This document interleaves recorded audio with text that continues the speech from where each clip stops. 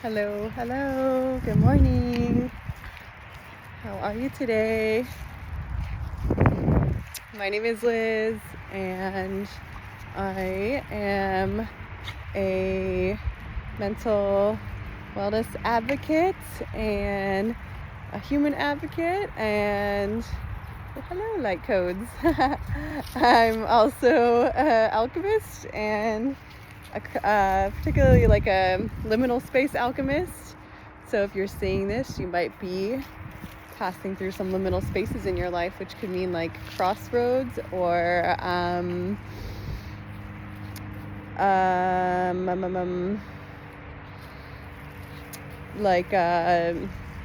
significant changes. And I'm in one of my favorite places that I like to come to connect in when I'm in such a place in my life. The frequency is really high here. There's this amazing house that is symbolic with hawks next to me, and they have this beautiful angel statue. Anyways, I like to work with the elements of earth, air, fire, water, solar, lunar, ether. So I think I'll tap into some of that today to see how I might be of service to this collective who may be in a liminal space or a period of transition in their life. It's a period I know well. I've been through lots of rebirths and transitions that caused me to completely rebirth myself. And so I'm here with the greatest compassion and grace and love for anyone traversing these spaces in their life.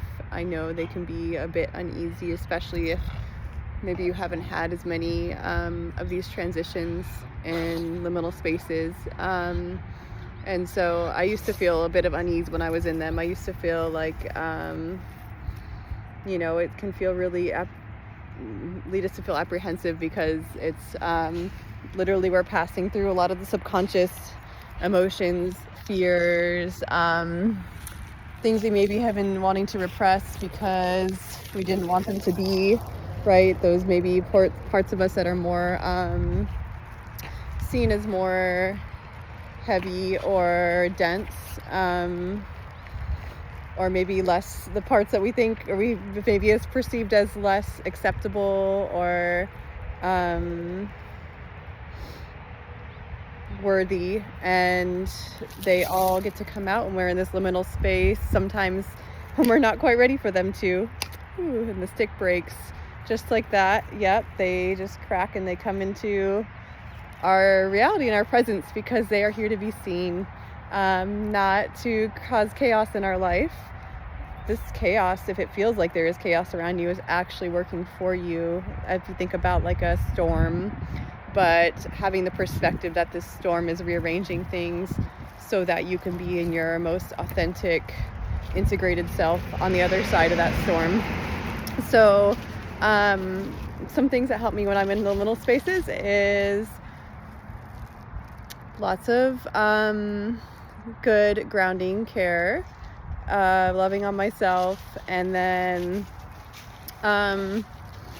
as I'm seeing my dog walk in these poisonous flowers and check them out, it's kind of holding space for yourself that you're going to be probably going to some not so adaptive coping, or which means like maybe what we see as not healthy coping strategies because we're feeling a little bit in a funk or in a weird place or in an uncomfortable place, and just know that's kind of normal. We might go to some of our old coping, but usually this time when you're in the liminal space, it's different because you start to have awareness of it.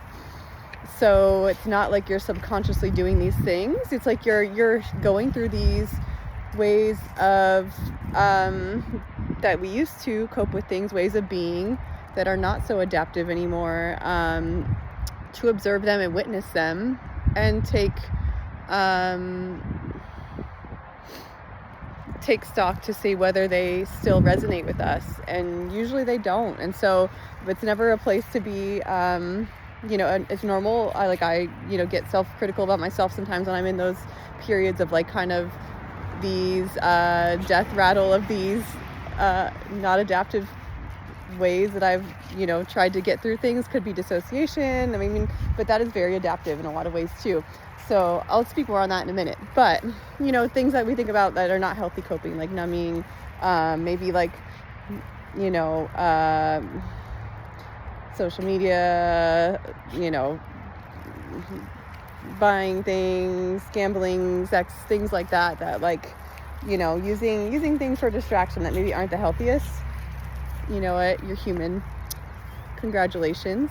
You're doing the human things and learning about these energies and learning that it's completely normal to have those experiences, but it's like, what does your relationship become with them once you start to notice them? So we're here to learn, and we don't shame the child when he's learning to walk and he falls over, even if he gets into something bad. It's kind of treating ourselves like that child who is just wanting to explore. And so, not to say we're children all the time, but like, when we're learning new skills and building new awarenesses and integrating new parts of ourselves, it very much can feel like we're in that space again of needing to be easy on ourselves, because that helps us to build compassion with our internal self, which is the gateway to integrating these parts. So with that being said, I know I mentioned about dissociation, and I think that's an important thing to bring up. I'm also a licensed therapist, and so it's something I work with a lot with folks that had been through trauma, and who hasn't, but like, I worked with more severe traumatic experiences and situations doing like EMDR reprocessing. So dissociation is something I'm really familiar with, not only in clinical sense, but in personally too. And so I just thought I'd speak to that is a survival skill that actually was, maybe it's not the most adaptive objectively, but it was very adaptive for our system to not have to experience something it wasn't able to hold. Like the comprehending something so heavy can be overwhelming for our system. So it knows very, it's very intelligent and knows, okay, we need to have a part come in here to protect us from this overwhelming thing, or we need to have a shutdown method system that kind of like doesn't allow our conscious, like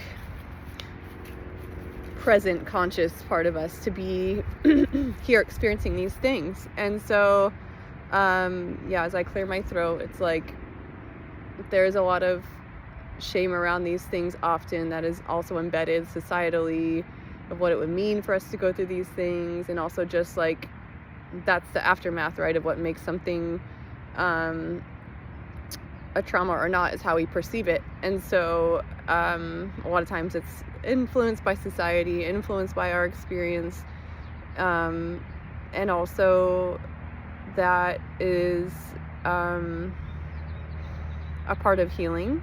Is like, and I love that about EMDR, is that idea that with the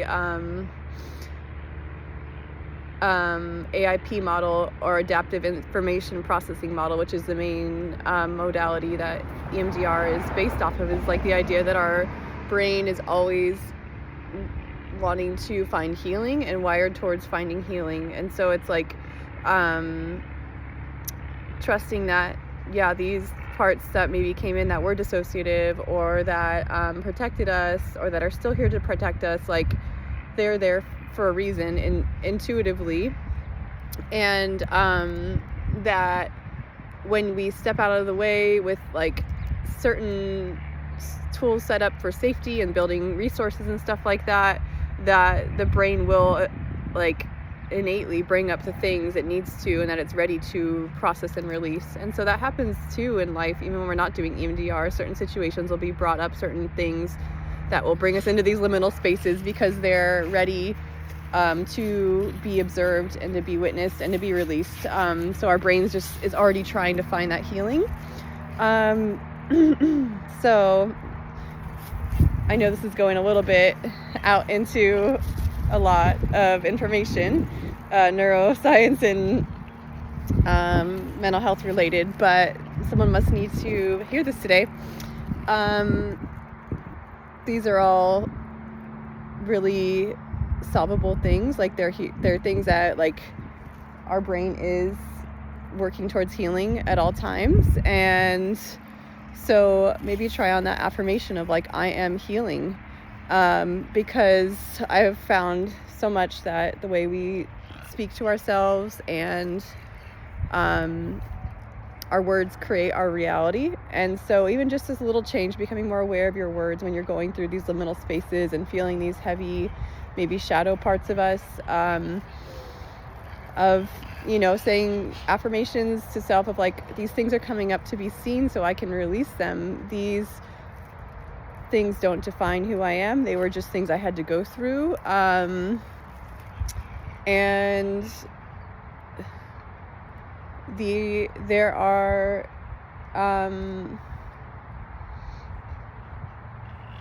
things that happen that don't make sense or aren't reasonable, and it's nothing that was wrong with me of why those things had to happen. Like, it was not my fault that these things happened.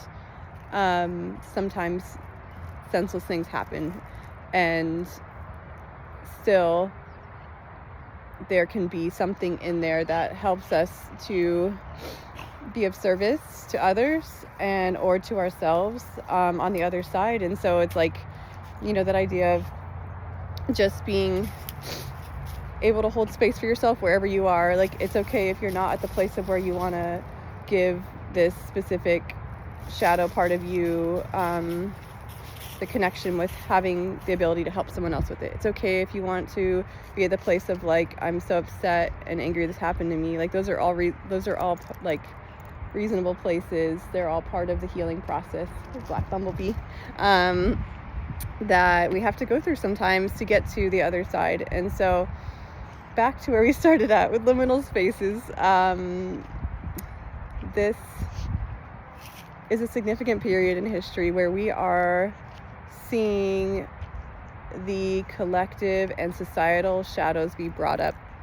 So we are in a major liminal space of what's being outwardly shown to us in our country, in the US, in other countries as well. We're all seeing these shadow aspects come up for individuals, for systems, and even more so, we're experiencing them on an individual level. And this is something that needs to be really normalized and held, that like, we deserve community. We all, you know, no matter what you've been through, no matter how you've responded to it, we all are worthy and deserving of acceptance and love and compassion. And so that's my greatest hope and intention, is that to be able to build a healing spaces so that people can be held for all of them, all the parts. Like, for sure, even as someone that has had like a fair amount of resources and support and people in my life, I have not felt seen for all parts of me, including my shadow in my life.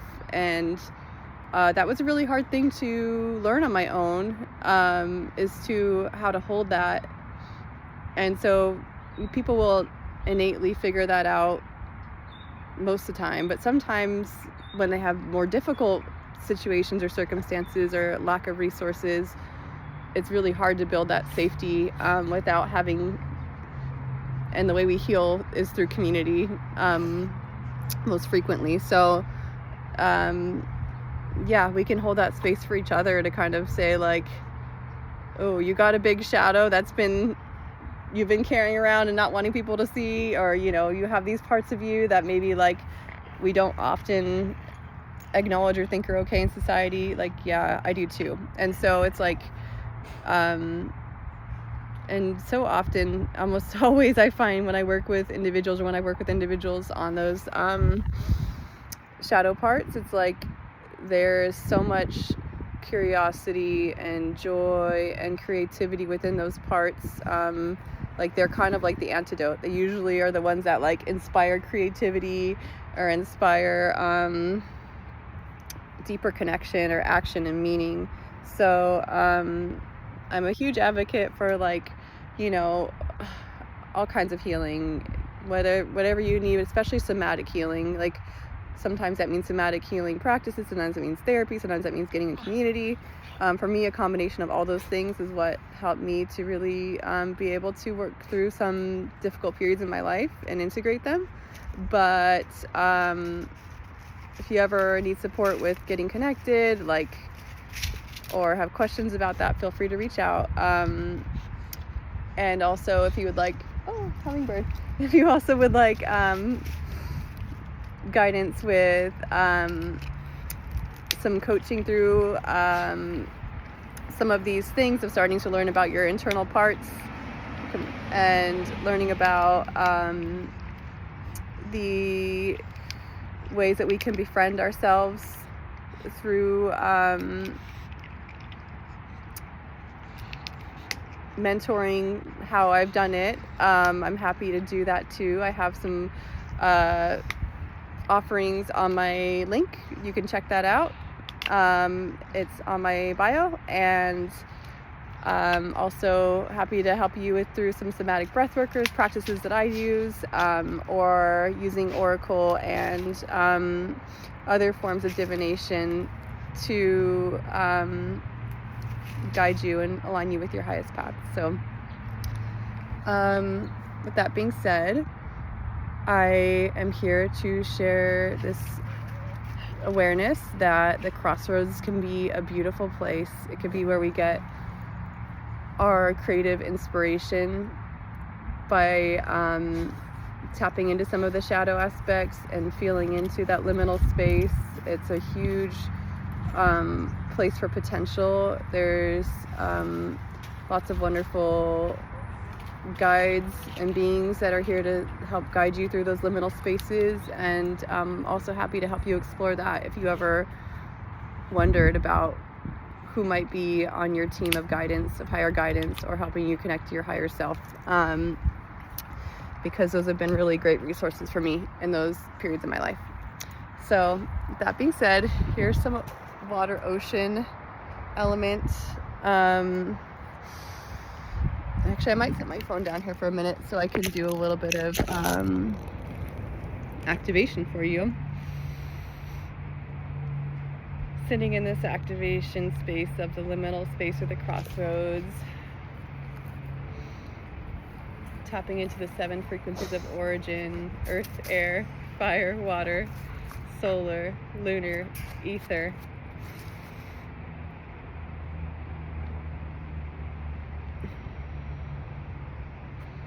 And as I allow these frequencies to enter my energy body of all the elements,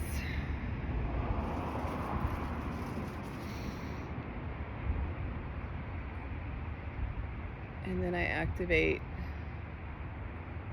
this frequency coherence with divine balance,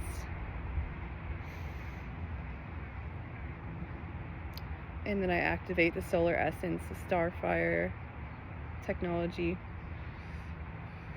in my energy body, with the intention of sharing this with you today, to just give your system any guidance or support it needs, and